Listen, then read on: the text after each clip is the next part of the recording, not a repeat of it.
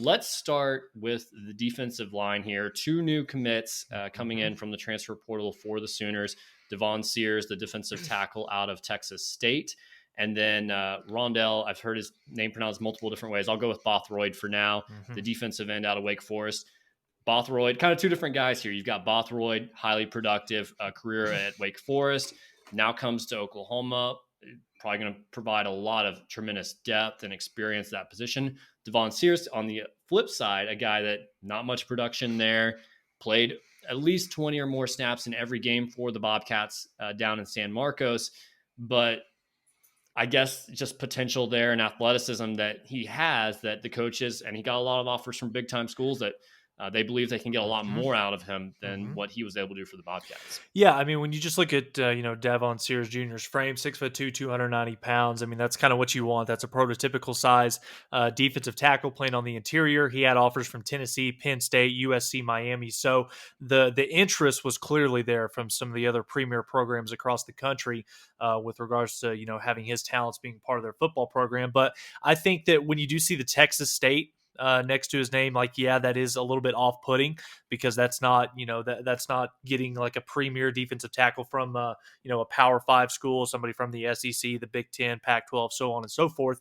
But I think that this is a scenario where you've got to trust the evaluation, and that's something that Todd Bates and Brent Venables, that's kind of been their bread and butter for their entire coaching career. Is once they see a guy on tape, they see it may not be what school he's playing at, it may not be the competition he's going against, but they see the tools and the way in which he plays the game. So get him here on campus. He's going to be here in Norman in just a couple of weeks, if less. Get him in the weight room with Schmitty. Start working on the tape. Start working on his technique, and we'll see if he can't be a player going into next season. But Adam, when you really kind of think about it, the defensive line group is one where because of some attrition, guys going to the NFL, some guys graduating, a couple guys entering the transfer portal, Oklahoma's basically just kind of been in dire need of bodies just to fill the roster in that position group at this point. So, but when you look at some of the guys that they are losing in the transfer portal, Josh Ellison, Alton Tarver, two guys where, yes, Josh Ellison, he flashed at times. He made a play here every now and again. Alton Tarver didn't get on the field. I honestly forgot, Adam, that he was even on the team this year. So I think having Devon Sears Jr. being a part of this, if he can make plays, if he can find his way into that 2-deep rotation, it can be a playmaker for this team. Then yeah, I think it's an upgrade compared to what you had on the roster 3 weeks ago. If you were unhappy with what the defensive line looked like this past year, you do have a totally brand new defensive line that you just picked up from the portal. You've got your defensive ends in Bothroyd and Trace Ford, your interior guys in Sears, and then also Jacob Lacey, who committed to OU way back in November. It feels like that was so long ago, and I think people often forget about him. Now, each of those, other than Bothroyd, I think, the other three guys really come with some questions here. Trace Ford's got the injury history. Sears and Lacey both have the history of producing some, but not always playing, not being the primary guys. So, but at the very minimum, you have a new stack of guys. You've got the incoming recruits in Taylor Wine and PJ Adebore and Derek LeBlanc that are coming in. We'll see how much each of those guys are able to contribute. I'm sure there'll be some more than others, but are we satisfied? Do you think this is the best that OU could have done, or do you think there could be more that could be done from the portal? And I guess I'll throw in another guy in there, Dasan McCullough, who in third down situations, we might see him in more of a defensive end position. Yeah, I think you're going to see more Dasan McCullough. That's kind of been what everybody's debating right now. Is he going to be kind of an edge guy, or is he going to slide back and replace Deshaun White as the cheetah for the 2023 squad? But just kind of going down and looking at the list, starting with Rondell, Bothroyd, 6'4", 265 pounds. A little bit, he's primarily an edge guy at that frame, but he's a good enough athlete. He can, put his hand in the dirt. He can play both inside and out. So it'd be very, very interested to see what BV, Ted Roof, and, Coach Bates decide to do with him. He's got some flexibility, who can play, multiple positions for this Oklahoma defense. So, but my biggest thing that stands out for me, outside of the athleticism, the stats, some of the plays that he made during his time at Wake Forest, is the fact that he's a captain.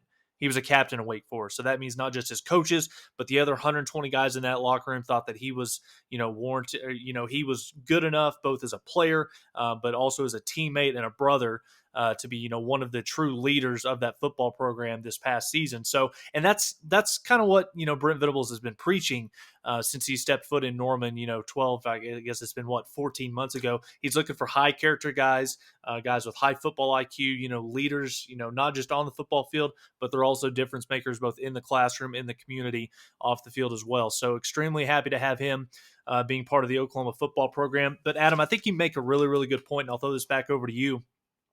When you look and see what the defensive line and even the defensive end edge guys, what the makeup of the room is right now. Yeah, it was kind of in dire need just a few weeks ago with some of the, like I mentioned, the transfer portal guys, going to the NFL draft, graduating. But I think Oklahoma's done a really, really good job so far. I think in a perfect world, we'll see what becomes of it, both, with just a few more days until the transfer portal window finishes, but there is another round after spring football comes to a conclusion. So could you maybe pick up one more guy after spring football that can help you? But just going down the list, man, Isaiah Coe, Jordan Kelly, those are two guys coming back for another season. Those are both, two proven commodities that have made plays in big ways in big time games. Jacob Lacey, transferred from Notre Dame. Corey Roberson, and we'll see what happens. Grayson Halton, tremendous upside. I know the coaches are extremely excited about the jump he's going to be able to take from year 1 to year 2. Kelvin Gilliam, we'll see what he can do with another year under his belt. And then you've got the two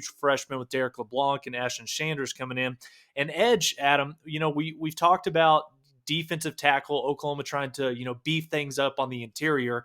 I think that you're gonna look at an offseason. I think that the spring game is going to be very telling. I know that we're 4 months away from that, but what does Oklahoma do with Reggie Grimes and Ethan Downs, two guys that are not real difference makers out on the edge, especially when trying to get after the passer? So do they decide to maybe try to put 15 to 20 pounds on each of those guys, slide them in, maybe play a 3 technique? We'll see what Schmitty and this coaching staff decides to do from them.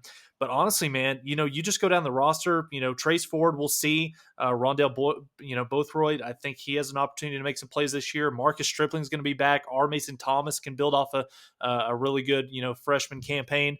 And then PJ Adebawore.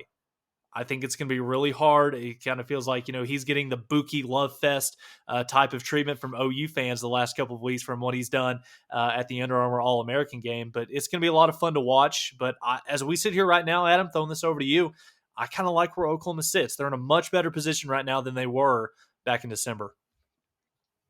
Yeah, I think with this transfer class, I think Bothroyd is someone that I'm really excited about because he's proven he's consistent. Mm-hmm. We've seen the track record there at a Power 5 school. Some of the other guys have some question marks, but I think at minimum, it's going to provide options for this defensive mm-hmm. line. In last season, we saw that Reggie Grimes and Ethan Downs struggled, and the guys that you were able to turn to was a Group of 5 transfer in Jonah Luwalu, who had some okay moments, and then a true freshman in R. Mason Thomas, who physically just wasn't developed enough, in my opinion, and had some injury issues as well. So there really wasn't any direction to turn there with when those guys struggled. Now you have some guys that are experienced that can push Ethan Downs and Reggie Grimes to get better if they are still, in fact, going to be ahead of them. So it's going to make those guys better, but it's also going to provide a real rotation there. And I think Ethan Downs is a guy that gets a lot of hate, but I think he still had an okay mm-hmm. year.